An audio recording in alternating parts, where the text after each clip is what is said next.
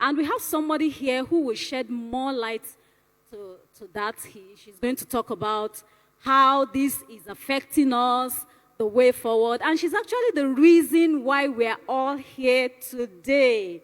Okay, so please can we welcome the media to give us an introduction, who this person is, what she wants to talk about.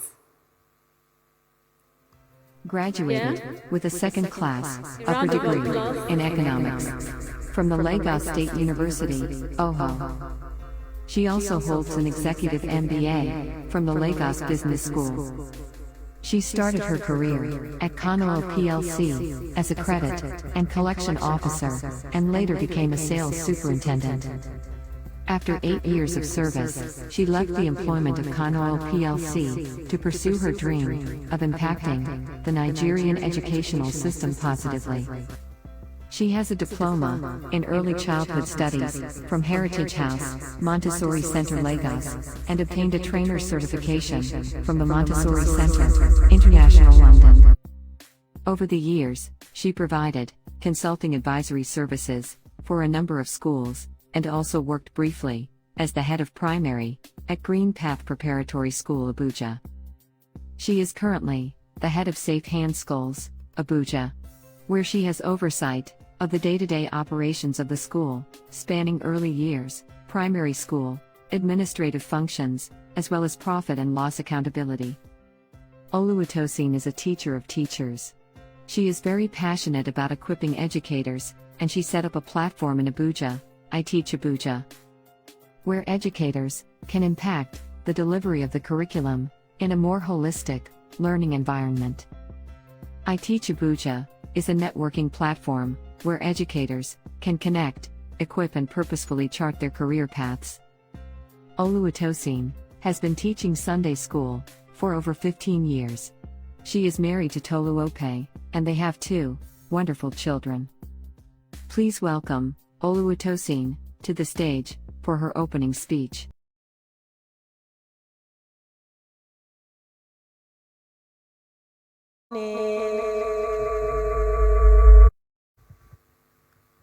Did you hear how my name was pronounced? Oluwatosin. It's interesting because the voiceover is actually someone we're working with. Can you tell if that is real or not? Her name is Rosie. Can anyone tell if it's real or not? Does it sound real? It sounds artificial. Really? Okay. Anyway, that's it's called Speechlo, and it's a text-to-voice software. It's interesting to note that earlier, a few years back, you would have to look for a voiceover artist. Now you don't have to do that. All you need to do, a few dollars, you've bought the software and it does its work. I remember, who knows the voice on CNN? This is CNN. That's James L. Jones. Just before I say what I want to say, media, can you please play my video? Can you watch briefly, please?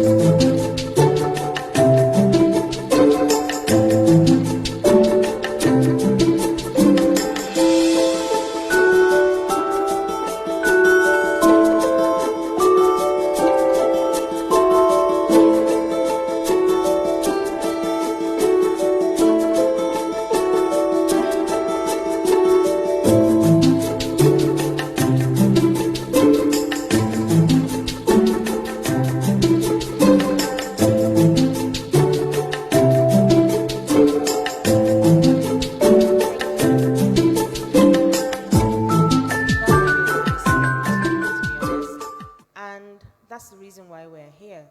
We have different stakeholders coming to have this conversation. There's definitely a gap between education and the workforce. We have representatives of school board, we have school heads, we have parents, we have teachers. We all care about this sector, and I guess that's why we are here. This is the very first of many series we're going to have on topical issues in education that I think people shy away from. And it is our hope that at the end of this program, you would leave with, what's that word? A holistic view as to what the state is. And it gets us to think, come out of our comfort zones, you know. There's somebody that is going to be talking on governance, talking about strategies, talking about profit and loss accountability. You head of school, the future is here. How exactly are you going to put that in place? There are parents who are concerned, they're looking at schools. What are schools doing? I mean, you hear, oh, this school is doing this, or can my child compete favorably with people in this international space? Those are the kind of conversations we're going to have. But we do not want it to end here. When you leave, start to think about those things. When you are planning your lessons, start to think, these children in my classroom, how am I challenging them to think? What are those skills embedded in the things that I'm teaching them in class, you know? And eventually, our hope, as I said earlier, is to be able to bridge the gap between education and the workforce. Thank you and welcome once again.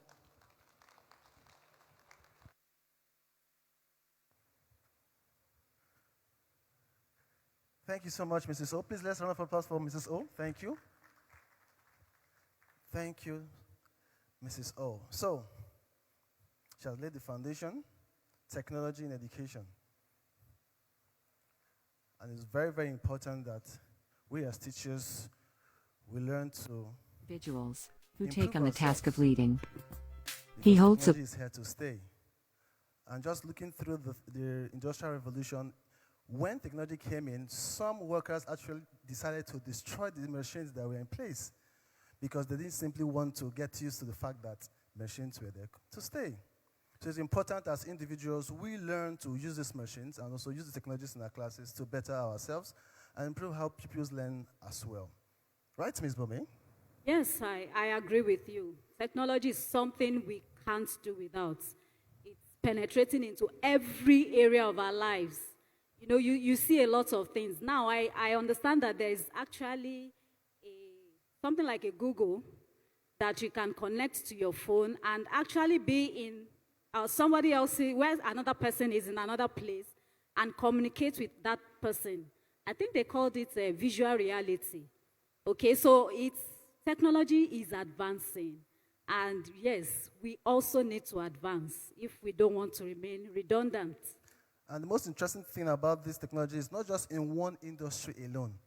It started off in the textile industry during the Industrial Revolution, but over time it just spread across Europe into USA, into Japan, and it brought about the invention of steam engine, definitely now brought about the steam rail. So it's not just one aspect alone, but it's cut across every industry. So we need to upskill and learn how to work with these robots. All right, we have an interesting aspect of the program. We call it the movie bucket. Yes, the movie bucket. We have a bucket with us this morning. I believe you all got numbers from the registration desk. Did you get numbers from the registration desk? We all did, right? Yes. So we have those numbers here duplicated. What we're going to do now is Mrs. O will simply, it's a raffle draw, not somebody else. I should call somebody else. Okay, so I'll call Pastor Edbert. He'll help us with the raffle draw this morning. So we all got numbers, and he's going to just randomly pick out a number, right? A number or two numbers? A number. Just a number, yes. So he'll pick out a number, and he'll read out that number. And peradventure, you have a copy of that number with you. That means you simply won a movie ticket. Am I correct? A movie ticket, right, Ms. Bomi? Yes, to watch a movie of your choice. Fantastic. Someone said, oh my God. Okay, so let's roll out the drums. Roll out the drums. Pastor Ed, just. Yes. We're not rolling the drums. We can do better. So Pastor Ed will just simply announce the number he has with him. Hello, hello, hello. Okay, I've got number 86. Number 86. Oh, congratulations. Congrats. Congratulations. So after the event, thank you so much, sir. Let me have that. You can see us after the event to collect your Thank you, sir. movie That'll be tickets. all. Thank you so much, sir. That will be all. Okay, so quickly let's move on to the first item on the program. Or rather, is this the first item? Okay, the first speaker is going to come up. He's a leader with a difference. I call him a leader with a difference. He has several years of experience in leadership and leadership training. And he has done training for so many leaders. You know, he's a seasoned leader, okay, with long-term. He's going to be talking about future of education with regards to long-term strategy and governance. So let's welcome Safe Hands Schools coordinator of the school's board. Please, media. But shortly before he comes on, we'll just have to Edward watch Abebe is a short lawyer, video reel adaptive on leadership Pastor coach, Edbert speaker, Abebe. trainer, and Enjoy. author. He is the current team lead of Abuja Civic Leadership Center, ACLC, a nonprofit with a mission to build the capacities of individuals to practice leadership anytime, anywhere. He is also the CEO of ACLC Consulting, a leadership consulting firm with extensive capacities and experience in the design and delivery of innovative and high-impact leadership development programs for individuals and organizations. He is an alumnus of the Harvard University Kennedy School of Government, Boston, Massachusetts, where he honed his skills on the art and practice of leadership development. He is a certified trainer, speaker, and coach of the John Maxwell Leadership Team, the largest leadership organization in the world. He has spent the last 15 years examining and instructing on the subject of leadership and authority, and how individuals and organizations can sharpen their leadership edge for maximum productivity. He was involved in the global gathering of 62 other leadership practitioners from 18 different countries in Wichita, Kansas in 2012 to engage in large-scale leadership development for the common good of society. He sees the urgent need to make a radical shift in how we think about leadership and in the skills that should be encouraged in individuals who take on the task of leading. He holds a postgraduate diploma and an MSc in Peace, Conflict, and Strategic Studies from the Nile University of Nigeria, and currently is a doctoral student in the same field. He is actively involved in peace and conflict issues and how adaptive leadership can be employed to manage conflicts. As an accomplished, adaptive leadership and learning professional, he recognizes that most challenges faced by individuals and organizations are principally adaptive in nature, so will require an adaptive approach to make progress regarding them. He is therefore a super advocate of the practice of adaptive leadership as a critical tool for making progress by individuals, organizations, and nations. He oversees the Center for Adaptive Leadership, Nigeria, the local chapter of the international body, Adaptive Leadership Network based in the U.S. He is a member of the Adaptive Leadership Network International, an associate of the Institute of Strategic Management of Nigeria, ISMN, Chartered Institute of Arbitrators and Conciliators of Nigeria, and the Institute of National Transformation, INT. He is married to his highly estimable wife, Opiemi, and they both have 3 children. Please welcome on stage Edward Abebe for his session.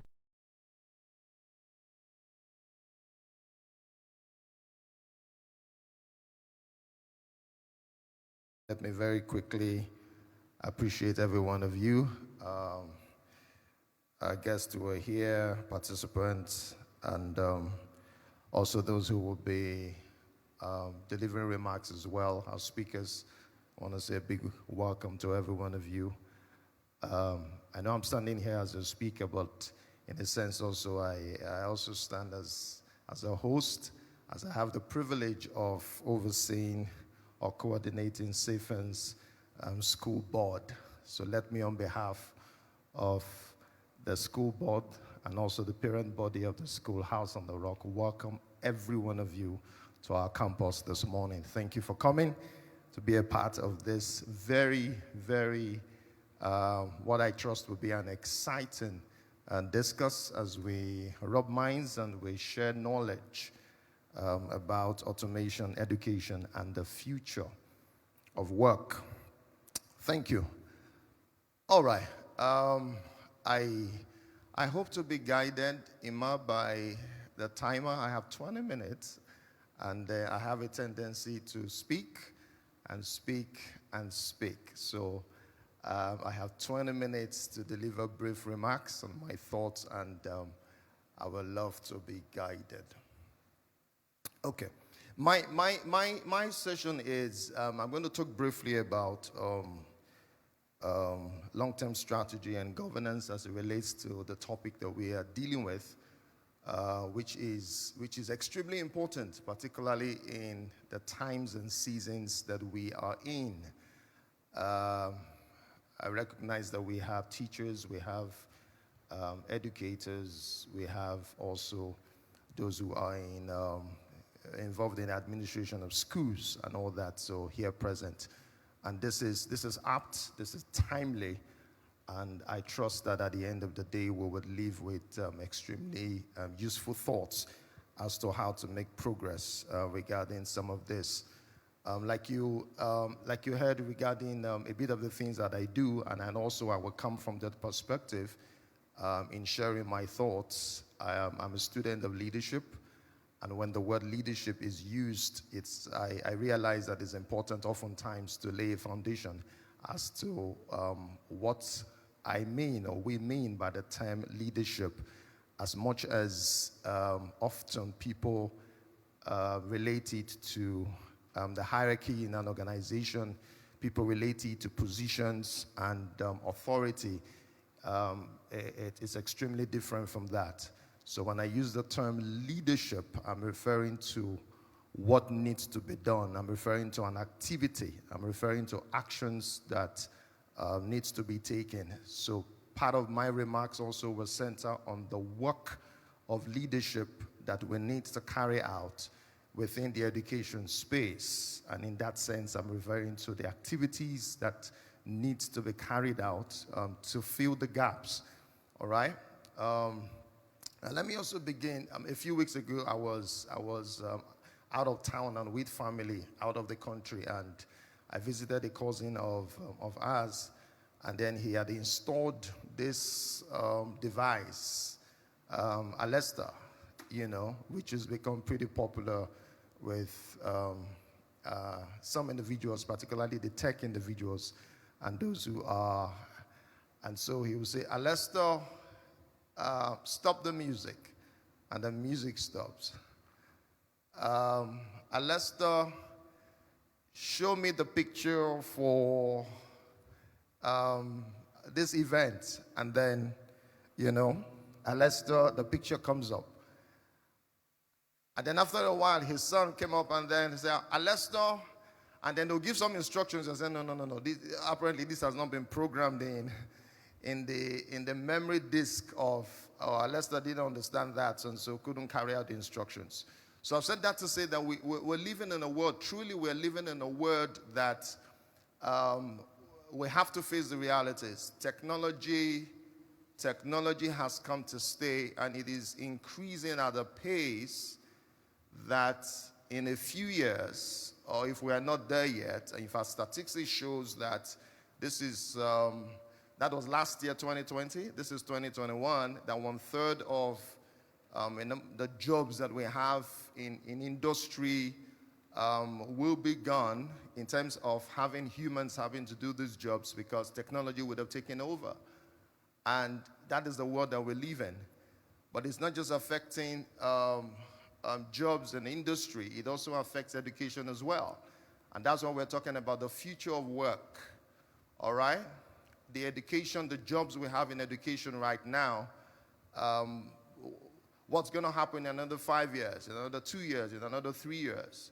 COVID was an eye-opener, was an indication that we need to adapt, we need to pivot in a whole lot of ways, that school boards, in terms of the governance structures and how the kind of programs that are introduced to the schools and the kind of structures and programs that are introduced to build capacities of the teachers, I think COVID in a whole lot of ways opened our eyes to see that a lot is happening, all right? So in that sense, I am going to approach it for the brief time that I have. I'm going to talk about adaptive leadership and education. I'm going to bring my remarks in the sense of adaptive leadership and education. In other words, what competences and capacities do we need to build right now, not just in our teachers, but in the children that we're raising and we're building, so that they can cope and operate in the world and in the future. We need to be able to raise our kids right now for a word that exists and not a word that does not exist. And there are certain capacities that we need to build. The gap that exists between our current concerns and our aspirations. So if you look at it from one end, you have the concerns, and the reason why we are here is because we have concerns, true of us.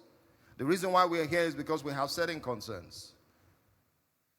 So at one end we have concerns, and then at the other end we have the ideal or the aspirations where we want to get to. The difference between the concern and our aspirations, there is a gap. That gap has to be filled by certain competences. I put it another way, that gap has to be filled by the activities of leadership that we need to carry out. And I remind you again, I use leadership in the sense of what needs to be done. So leadership is not a noun, it's a verb.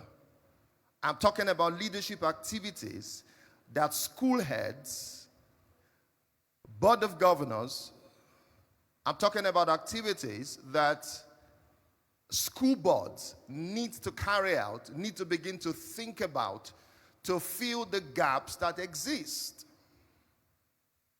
to prepare our children for a future that they are coming into.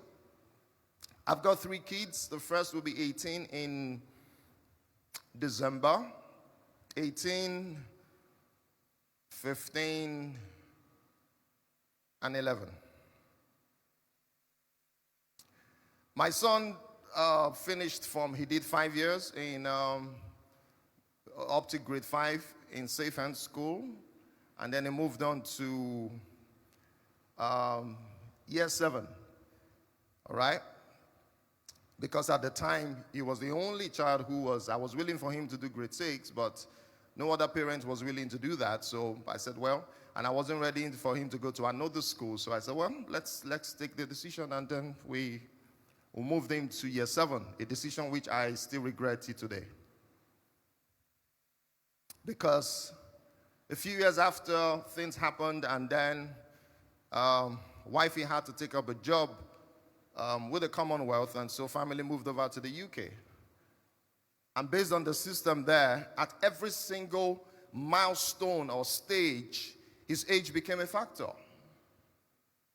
And so he kept missing out in terms of his colleagues and all that, and we are still having that issue till date because he just finished his A-levels, and then he wants to go into medical school, and then only few universities are ready to accept because of his age. A decision.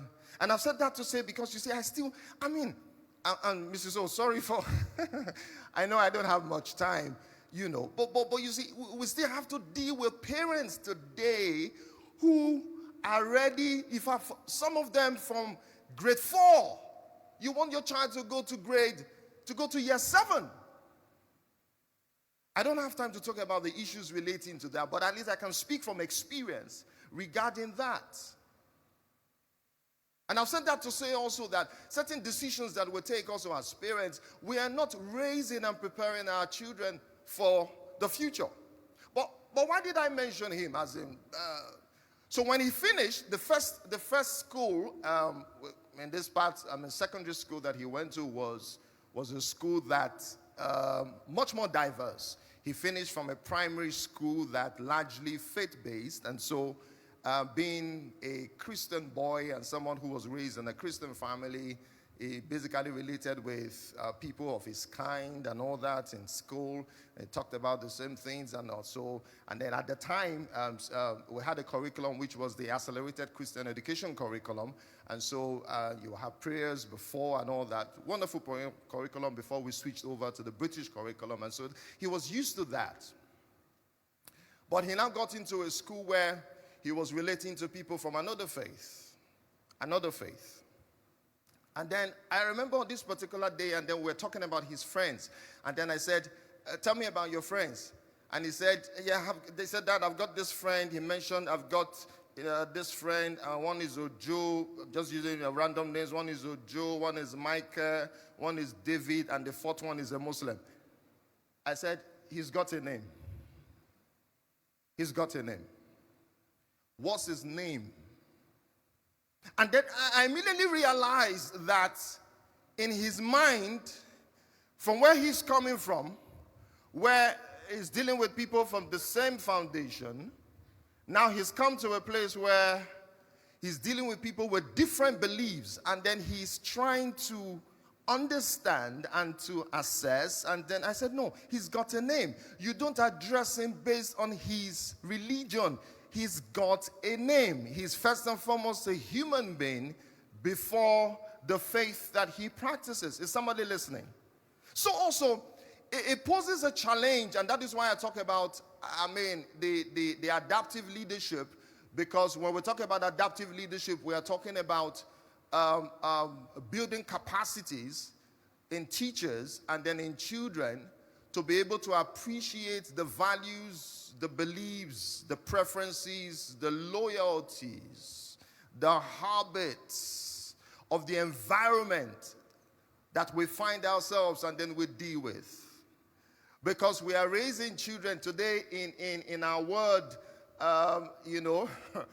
in our society, for any middle or upper middle class family, you find that now the desire is after to go abroad in school, to send the children to go study outside the country. I've got friends now who send children as far as Hungary, Turkey, Cyprus, Greece. You understand? But they are going to come into an environment which is very different. Very, very, very different. Are we raising and building them for that kind of an environment? So right now my son is in a class where there are Christians, there are Muslims, there are Buddhists, there are atheists, there are agnostics.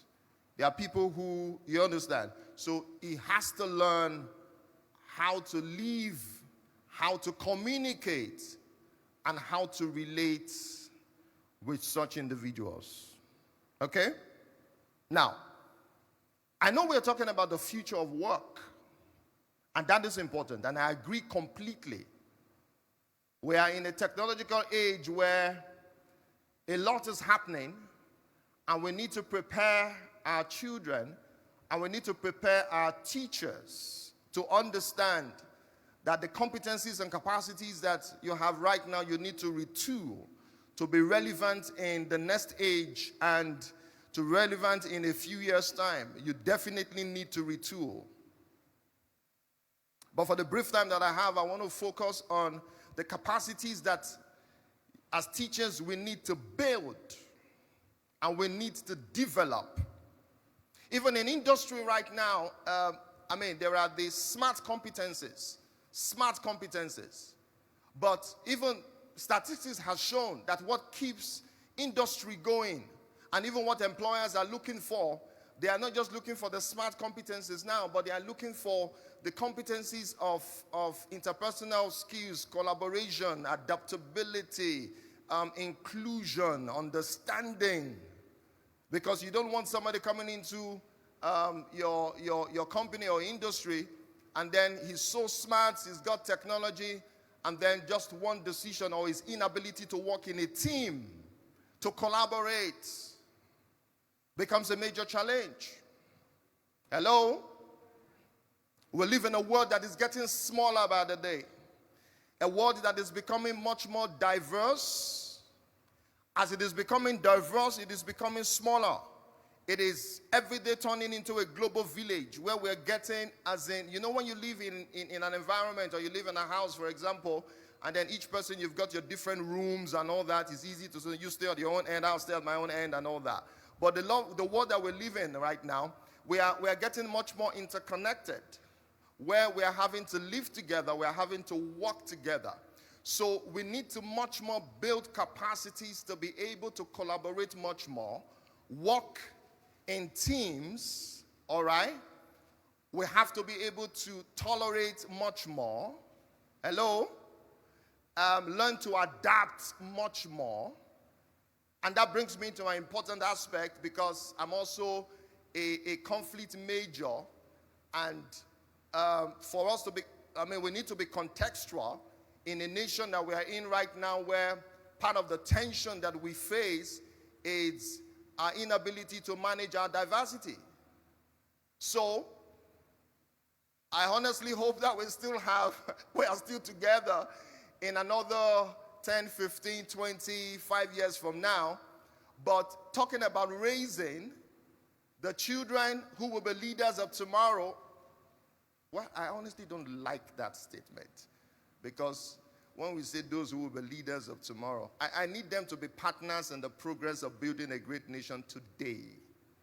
Because leadership is not exclusive to a few persons. So let me rephrase. So when we talk about raising children who tomorrow will take on positions of authority, we need to build in them the capacities to understand that the nation is getting smaller, the world is getting smaller, and we need to learn how to work in teams. We need to learn how to manage our diversities. We need to learn how to collaborate, how to be adaptive. We need to learn that you would always meet people that don't agree with you. You need to learn how to bring the opposition close. Hello? And I realize that this is what even those who manage an industry, this is what they're looking for. So in essence, I'm saying that I agree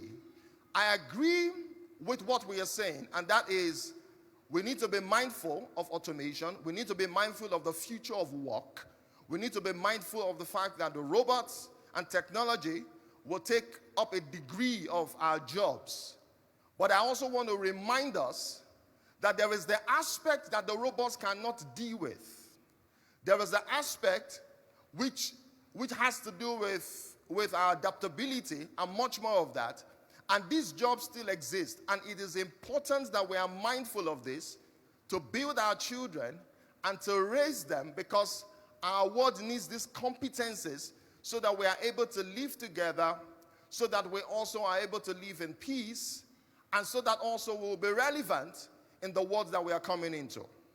Finally, for the 2 minutes that we have, that I have rather, leadership, the practice of leadership must be connected to problem solving. Must at all times be connected to problem solving. And I see that it's something that, these are important competencies that, leadership is not a position, it's not a title. It's not, some people even say, when you say leadership, they say it's charisma. I said you can have charisma and still you bungle the entire company, the entire process. So we need to build competencies in our children for them to realize and understand how the way in the world that we are coming into manage our uniqueness, manage our differences, solve problems. We need to focus on critical thinking, much more of collaboration, much more of self-awareness. We need to understand how to carry out effective diagnosis. What's going on here? What's happening? Understand multiple interpretations.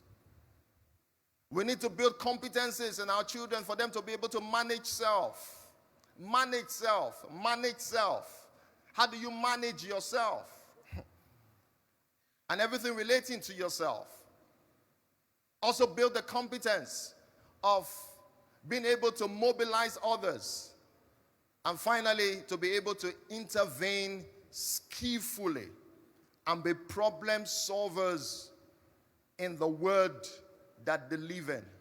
And I repeat, a word that is becoming smaller by the day, a word that is becoming much more dynamic, and a word that is requiring individuals to rise up above the competencies that we have now, and also to be curious about how do we establish and how do we solve problems and how do we live in peace. Once again, I want to say thank you for, it's an honor to be here, the time afforded, and I trust that the discourse and interaction will be extremely meaningful, and also we will leave here with thoughts and points to improve our education and also to build capacities in our teachers. Once again, I thank you. Thank you very much. Please, we can do better, we can do better, we can do better, we can do better. Thank you, sir. Thank you so much, Pastor Edbert. Building capacity. With 21st century skills. The 21st century skills are very, very, very important. Yes. Very, very important. It's important. It's very important. When we merge it with technology, I'm sure we'll be able to fit into the future that we're looking at. Because I'm looking at the communication, collaboration, creativity, Problem solving. and problem-solving skills.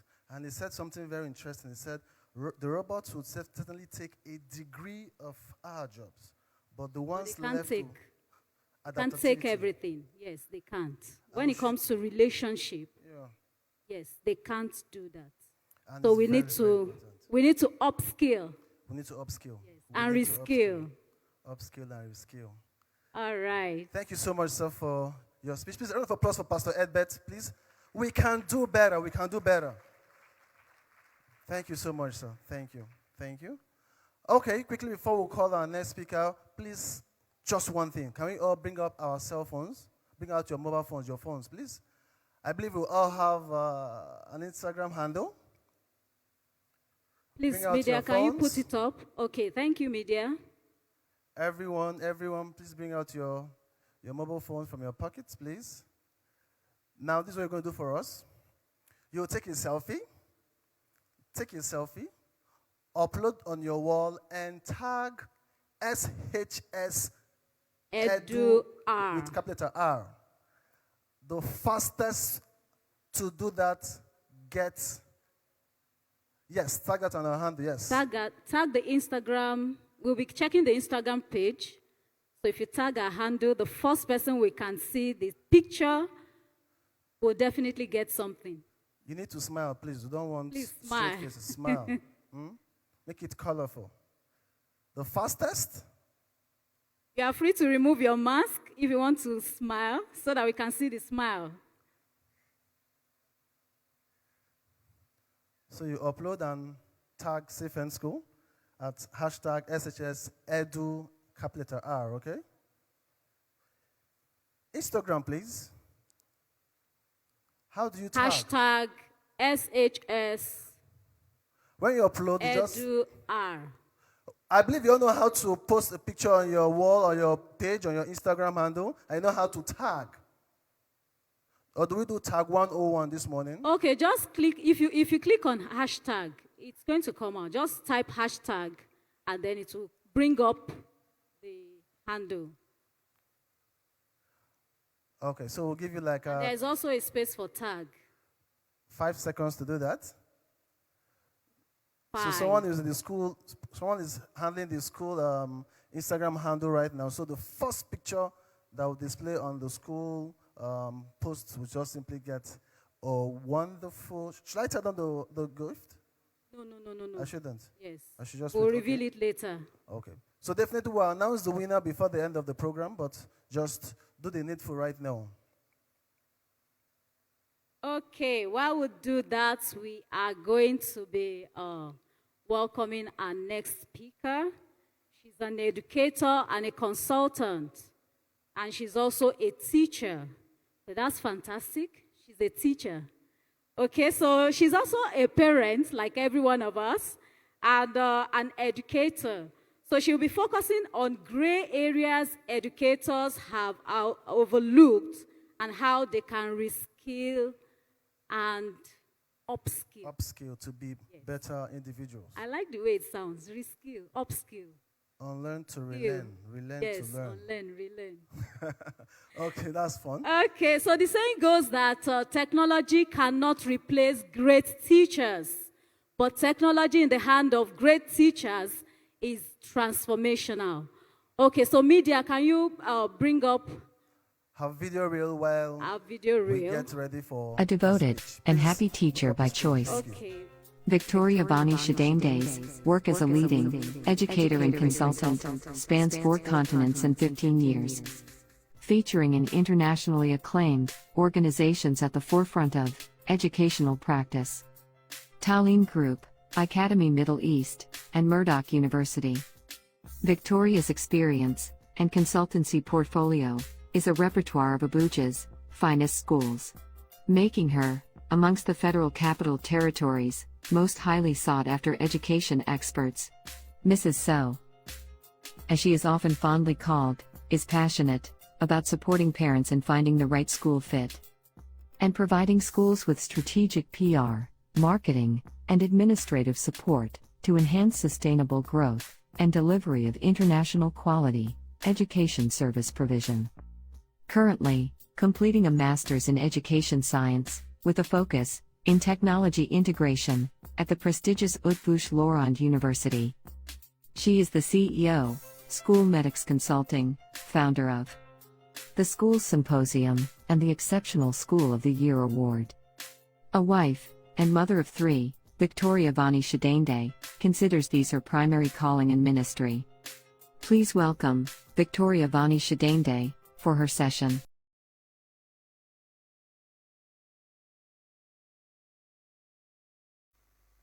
Good morning, everyone. I wasn't sure at what point I was supposed to come up. Was I supposed to wait? But hopefully that went well.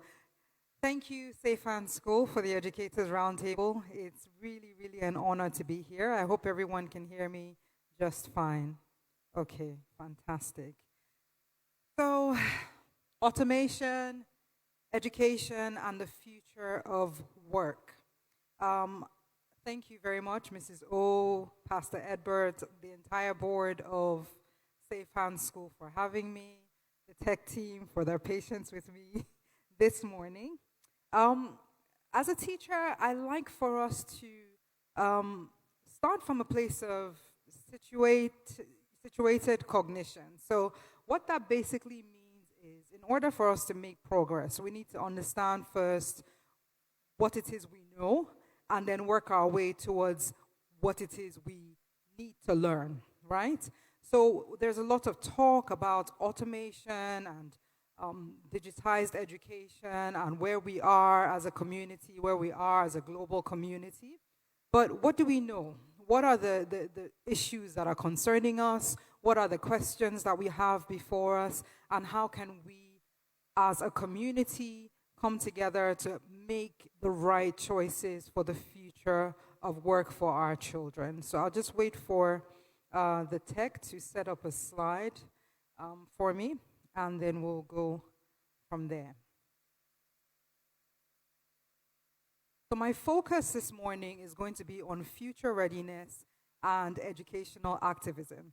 So future readiness, I think, has become a term that we've become increasingly familiar with. I won't go into a definition of it because I think, in a way, it sort of speaks for itself. But this whole idea of educational activism, I'm sure for many people is new. And probably you're hearing it for the first time. It just kind of came to me, and I find that there are other people around the world who actually have similar ideas. So we'll explore this idea of educational activism. But first, like I said, let's look at the context.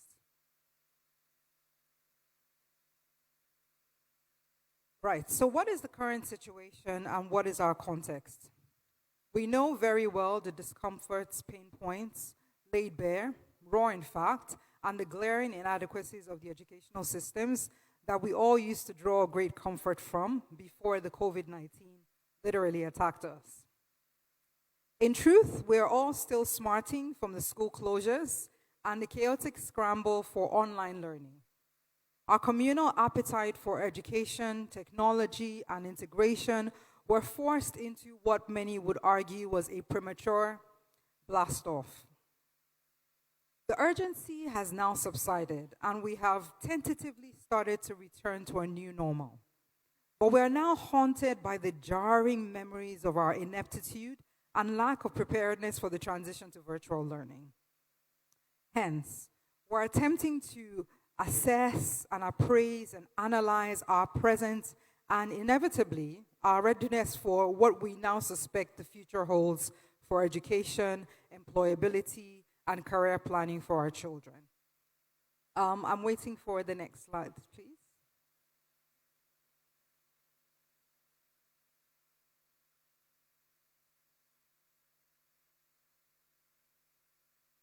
Okay.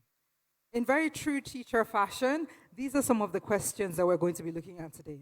So we're going to analyze what the current situation and context are. We'll look at what the case is for educational activism and how it is connected to future readiness learning.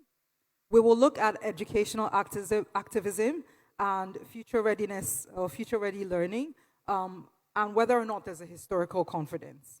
Then, like I said, we will sort of take a step back and put the dots together. Next slide, please. In establishing what the context is, I'd like to ask you to please turn to your neighbor. I always do this with my kids, very fun to get people talking.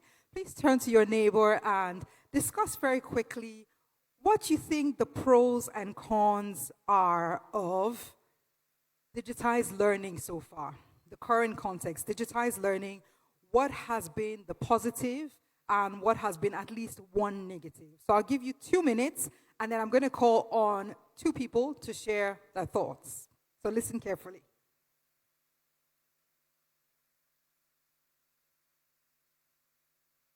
Shall I repeat the question? What are the pros and cons of digitized learning?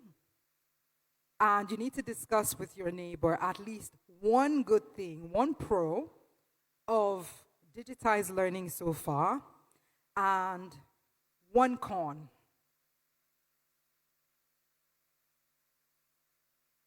Like, is it possible to get some mics?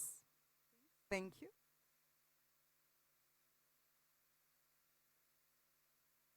And no peeking at the slides.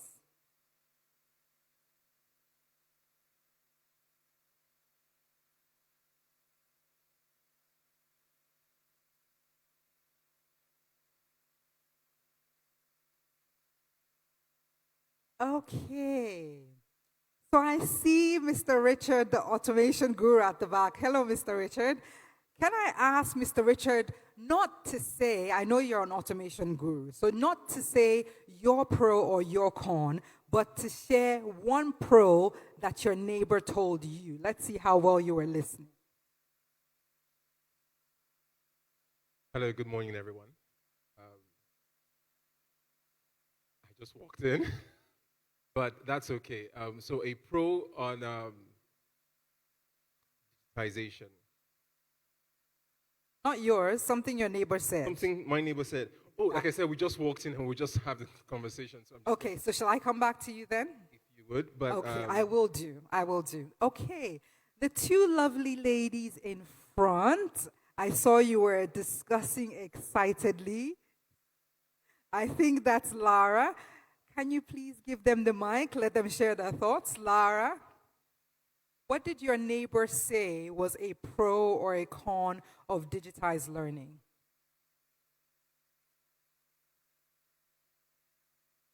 Good morning, everyone. Thank you for that, Victoria. Okay, so my partner Laura said about the fact that even with COVID, despite COVID, education continued. Everybody rose to the challenge, and life continued. And I think one of the cons that we kind of agreed on was the fact that we missed the connections that enables learning to happen. It was obvious by the time children came back to school that that connection was really important to enable learning to happen. Fantastic. Okay, would anyone else like to try? Let's see if we have any of those students in class, the ones that always have their hands up. Are you ready now, Mr. Richard? Yeah? Okay. My partner says reaching a larger audience in a very, very short time. Excellent. That's exactly right. So I think, let's go ahead to the next slide. I think it's fair to say, while we started from a place of absolute panic, really, absolute panic with digitization of the education process, we have come to a place where we've sort of started to understand what works, what doesn't work so much, and we're still building on that. So very good answers. Just here on the slide, I'm sharing with you a recent study that was done.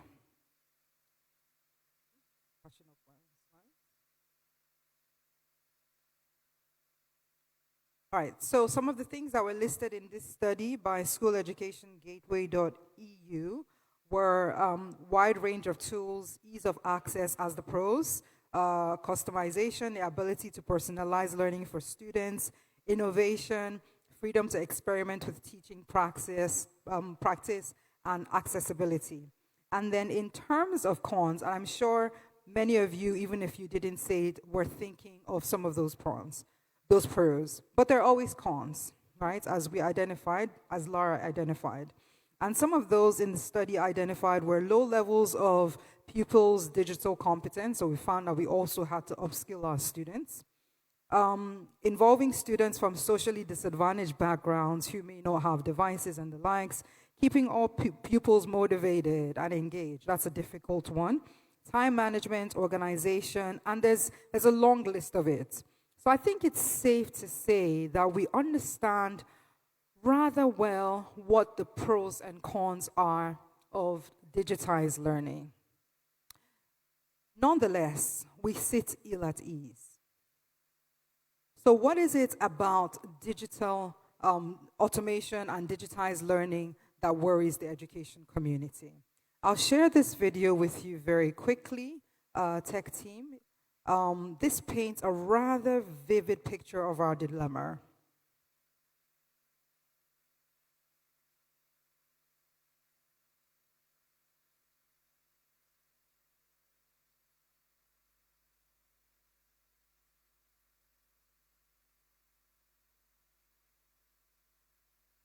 Impact.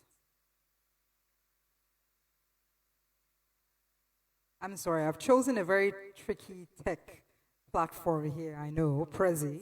It can kind of dance you around a little bit. So if you just go back to the very first section. Yeah, there we go. And then click on content. We're forever learning with technology. If you just click on content, it will take you to the second section of the video. So while the tech is getting that video ready, according to, just share a stat here, according to the World Economic Forum, we stand at the brink of a fourth industrial revolution, with change happening at an unprecedented and exponential pace, characterized by the integration of emerging technologies into all aspects of our lives. This revolution is disrupting every industry in every country around the world and will alter the way we live and work forever. The Organization for Economic Cooperation and Development, OECD, informs us that in the future, millions of jobs may be lost to automation, but that new jobs will also emerge. So what is the future of work? Here's what we know. Okay, can we roll on with the slide? If we're having difficulty with the video, we can come back to it.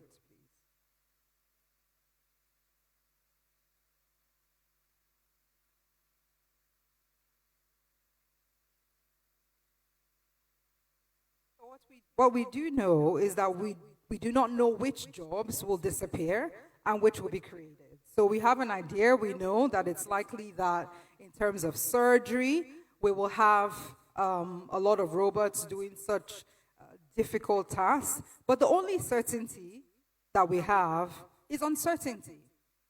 We don't know. It's highly unlikely, we know, that students graduating from college today will hold down the same jobs for life. Instead, as I'm sure will be said by my fellow panelists, we know that our children will be employed in the gig economy. Instead of decades of working on the same job, which we are used to, they will likely work a series of short-term contracts. We also know that in order to remain employed, humans will need to capitalize on the skills and attributes that automated processes, robots, artificial intelligence cannot replicate, just like Pastor Edbert said. What else do we know about the future of work? We know that education needs to focus more on the development of soft skills. Again, like Pastor Edbert said, he's pretty good. And attributes that traditional education, which emphasizes the transfer of knowledge from teacher to student, decreases in relevance. So teachers will still be around, we know that, but the way that we teach, focusing on passing knowledge, will certainly have to change. What else do we know? We know that to prepare students for the workplace of the future, we must focus on deeper learning for students, providing opportunities for them to think critically and apply the skills that they develop to real-life context. Finally, we know that we need to increase learner agency. We need to empower students to take ownership of their learning by increasing motivation and engagement and building initiative, allowing students to take responsibility for their learning and their lives. If you're a teacher like me, you're probably already working on some of these things, and that's exactly right. Future readiness is already upon us. Hundreds of progressive schools around the world are already providing future-ready learning programs for their students. Thousands more will see the need for change and want to know how this might be implemented in their school. But how do we build our own unique and cohesive response? In a peculiar environment like the one in which we find ourselves, fraught with challenges that meet with little to no government or collective community response, where do we even begin? We begin with educational activism. In the past decade, activist movements have garnered significant global attention. Citizen collectives such as Black Lives Matter, Me Too, Bring Back Our Girls, and End SARS have come together to take action on a wide range of social justice issues. These groups pose globally important social questions and demonstrate that citizen action is an important part of the contemporary human story. What is an activist? Activists are defined in the literature as individuals who play a role in social movements and form a community or collective. A we against the problem approach. This community may focus on the creation of new ideas. Further, educational activism can be defined as an international educational practice in which participants engage in guided learning activities that help them understand themselves as capable of effecting change. But is there really a place for activism amongst the likes of teachers, principals, and administrators? Perhaps. I'll tell you a story. In the gory aftermath of World War I, soon followed by the decimation that was World War II, a French educator heading the International School of Geneva, Marie-Thérèse Mauret, envisioned a pedagogy of peace. In her 1948 UNESCO handbook, Educational Techniques for Peace, Do They Really Exist?, she set the stage, providing the ideas that became the foundations of the highly acclaimed International Baccalaureate. Many of you are familiar with the International Baccalaureate as the curriculum of choice for many universities around the world today. The International Baccalaureate, for those who are not familiar with it, encourages learning in global contexts, respect for people whose backgrounds and perspectives differ, and in the words of Madame Mauret, educating children so that they may become members of the human race as a whole. As headmaster, or headmistress, Madame Mauret accomplished the daunting task of putting principles into practice, even as the international situation cascaded into the abyss around her. She maintained the school during the darkest period in world history, when others around her, by necessity, abandoned the scene. She believed passionately in the memorable quotation attributed to the American poet Archibald MacLeish that is embodied in the preamble of the UNESCO Charter. Since wars begin in the minds of men, it is in the minds of men that the defenses of peace must be constructed. If that's not educational activism, I don't know what is. So what am I really trying to get at here? How exactly can the concept of educational activism help educators in Abuja, those of us gathered here today at this round table? I'm saying that educators must first be convinced of their ability and power to create the ideal, impactful solutions needed. We're activists. Once that foundation is established, then we can proceed to the crucial task of disrupting the sense of social apathy that many education researchers suggest pervades our contemporary schools. One way educators can undertake this task of disrupting the ordinary is by intentionally developing environments that facilitate activist inquiry, such as this roundtable, and the countless more that I know will follow from it.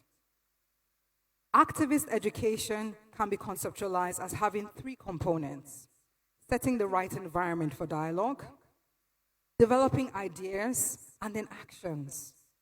Activist educators design each of these elements as they make decisions about how to create a supportive community of educators. Ideas such as those Madame Mauret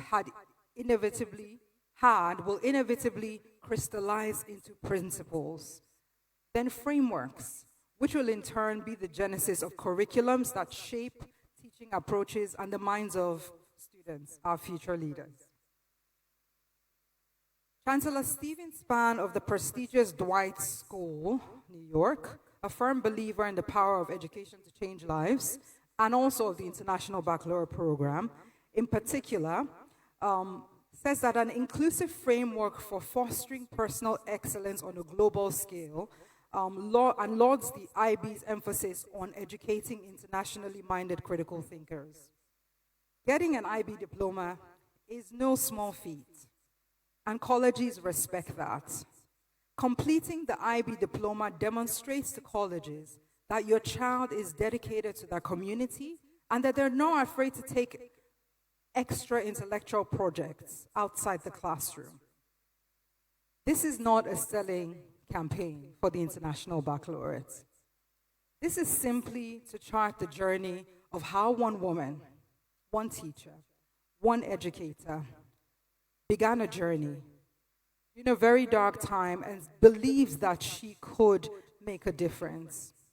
20 years later, Madame Mauret's ideas were used to form the basis for the International Baccalaureate, which now, from my personal experience working at Murdoch University, Dubai, I can tell you that students from the IB curriculum were always the number one choice. They always got preferential admission. She did that. Here we stand today around the Educators Roundtable. I dare say that this is our first step at educational activism.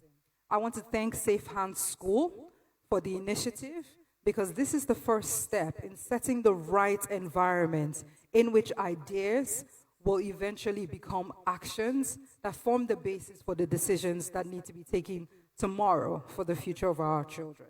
Thank you.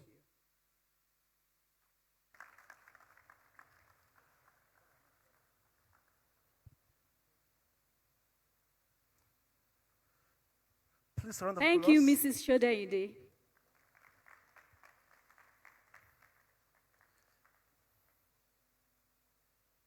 Okay. So I picked out this soft skills Yes, soft skills. as again a traditional system of education. So what are those soft skills? Teacher will have to come into the class, stand in front of the class, and begin to teach for over an hour. But with the soft skills, pupils are able to contribute and also able to make sense of what the teacher is saying. Yes. As against the pros and cons again, digitalization as well. Yes. So please, a round of applause for our second speaker. Thank you so much, Mer. Thank you so much. Okay, if you have not been asking questions, we just want to remind you that a link has been sent to your email. So click on that link. If you have downloaded Google Doc on your phone, just click on the link and then a page will be opened up to you. Type your question in that link. And in this format, you need to address your question to the speaker that you want to answer your question, and then you need to put your name after you have written your question. Because those questions will be attended to precisely after the last speaker, so we don't want to call people to come on stage and say, I have a question. Remember looking at automation, so that's the system where we use. You just simply upload your questions and we'll read them out, and the speakers will respond to them appropriately. Okay, so we've gone midway in our event this morning. Before we continue, let's just do a little of mental... Soft skills. Yes, Soft skills. soft skills. Let's check the logical reasoning. Let's check soft skills. There's something the media team will display right now on the screen, and I just want you to look at it and see if you can help me out with this. Yes, draw one straight line to fix this mistake. Oof, that's a tough one. Yeah, it is. Draw one straight line to fix the mistake.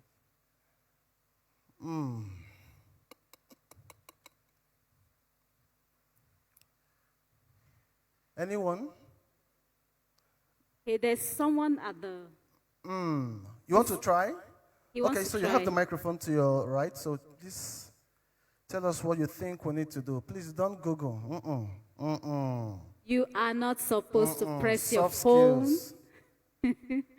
Though it's soft skill, the soft skill should come from the natural soft skill. I think you can make the first plus sign a 4. The what? The first plus sign, you can make it a 4. The Okay. first plus sign. So Make- that make the becomes first- 545 plus 5, giving you 550. Are you sure? I I don't think so. I don't think so. I disagree. Look at it very well. Notice what we do to our children in our classrooms. draw of a horizontal line, a vertical line by the edge of the plus sign. Which of the plus? The first one. The first That's the one. first one. So that becomes 545. Then plus 5. 550. Oh. Please, round of applause for him. Please, what's your name, sir? Your name? Yinka. Mr. Yinka, please. Thank you so much. Please, round of applause for Mr. Yinka. So, Mr. Yinka, see us after the event for your gifts.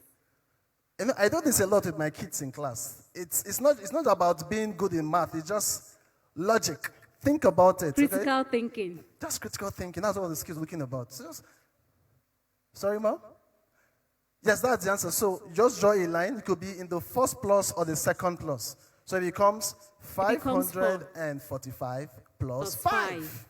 We'll give you 550. 50. Clap for me now. Clap, clap, clap, clap. You are not the one that answered the question now. Ma'am? Is it? Another answer? Okay, another answer. Okay. Yes, of course, you can.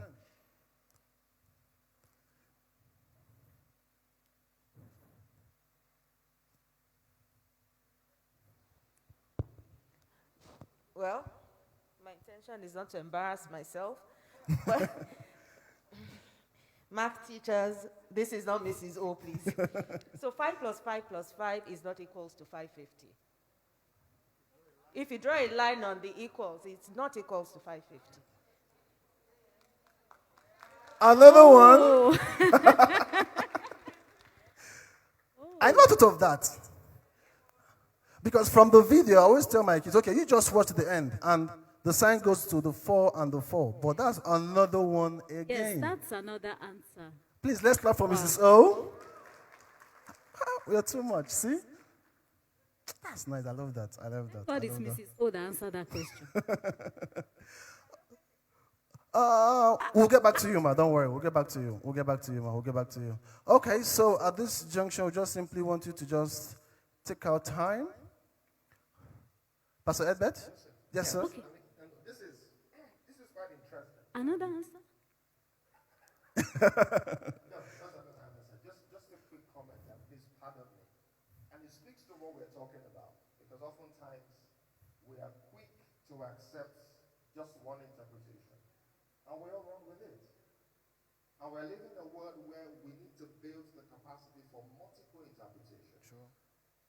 And that capacity helps us to be able to solve more problems, see things in a different light, and see things not just from your own limited perspective. All right? And these are things that as schools, educators, we need to build in our kids, where this is the likely interpretation. What else could it come up? What else? What else? So everybody accepts that this is good, but what else? Think outside of the box. Throw away the box. All right? And it's, and that was I just couldn't let go of that case in point. So I just said, thank you. Thank you so much, sir. Thank you, so sir. much. Thank you. Thank you. Thank you so much. Okay, so now we'll take a pause and quickly just take a breather, a 10-minute breather. Just walk around, stretch your legs, communicate with someone. Networking. Network. Yes. So That's collaboration. Isn't collaboration, yes. 21st Okay. century skills, one of the 20th century skills. So just take a breather, a 10-minute breather. To my left, I think we have something for everyone. So you can just take water, take something, we'll reconvene the next 10 minutes. Just meet someone, speak with someone, network, get the person's name, phone number, just get to interact with someone. And once we return, we'll move on to our next speaker. I believe we're having so much fun and we're learning a lot. Are we? I hope you're having so much fun this morning. Good. All right, so please remember our social media handles. Remember to click the link for your question. And then if you have not taken a selfie yet, you are wrong. So please do well to take a selfie, hashtag SHSEduR On our social media handles. So Thank see you in 10 minutes.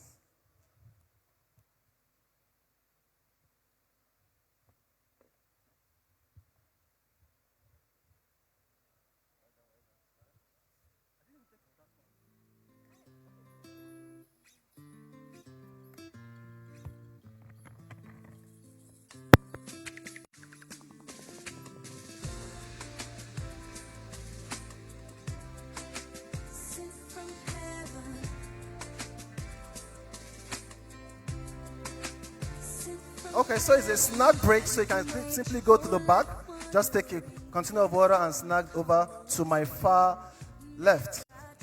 And we'll start off immediately after we are done. Thank you. So it's a snack break, please.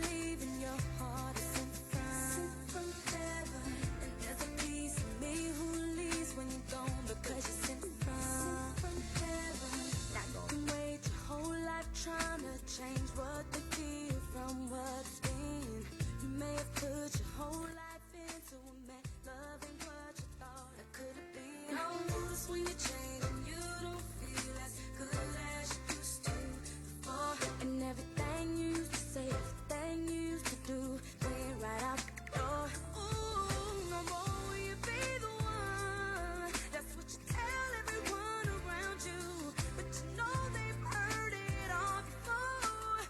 What more can you say when love won't let you walk away and it can't help who laughs, and you find yourself giving it all away when you think you're in love? 'Cause I wanna be the one who believes in your heart is sent from heaven. There's a piece of me who leaves when you're gone because you're sent from heaven. I wanna be the one who you believe in your heart is sent from heaven.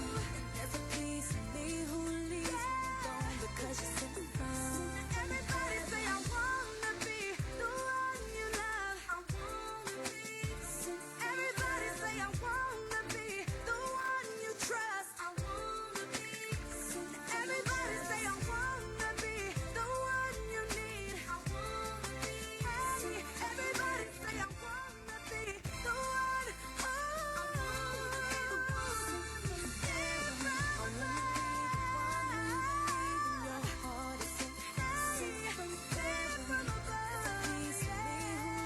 when you're gone because you're sent from. I wanna be the one who you believe in your heart is sent from heaven. There's a piece of me who leaves when you're gone because you're sent from heaven. I wanna be the one who you believe in your heart sent from heaven. There's a piece of me who leaves when you're gone because you're sent from heaven.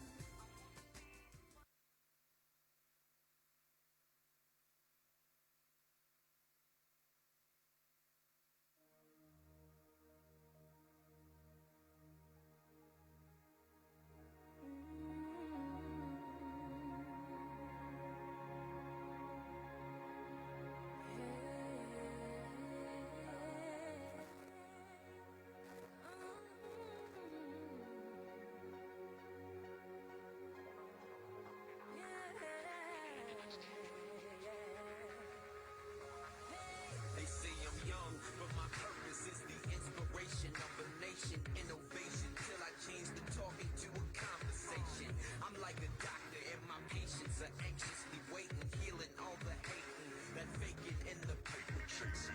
It's hard to live up to these expectations that I'm facing and gain the admiration of an older generation. That's why I'm pacing back and forth, contemplating, meditating how to use what I've been taught as a positive force. This is who I am. I wish you'd understand. It's time